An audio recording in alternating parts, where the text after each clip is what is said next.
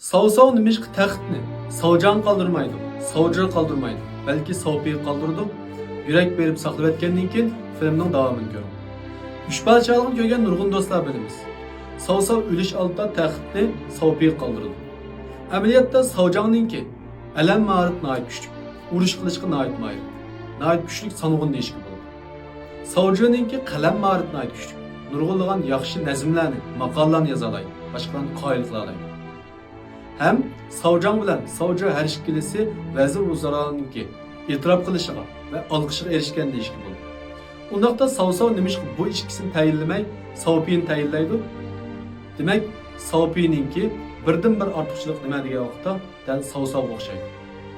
Umi ishdan kesib qila oladi. Ham o'zining xato qilgan ishiga iqror bo'lmaydi. Eng muhimi, uninki ma'lum bir narsada nayt yuqori iqtidor bo'lmagan bilan universal bilimi acayip güçlü. Demek bir rehber boğaçı kesip ehliga aylanmasın buludu. Ma'lum bir kesipni nayet yaxshi qiladigan adam bo'lmasin bo'ldi.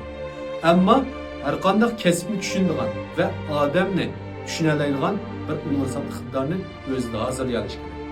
Mushundaq bo'lgan vaqtda u odam ondan rahbar bo'lib boshqalarni. Agar sizin buni qo'shilsangiz, inkas ayoniga ikki raqamini qoldirib qo'ying. Texmi ko'p İyilik tiklashga oid, korxonchilik oid mazmunlarga qiziqsangiz, ayrim kanalga uchur qoldiring.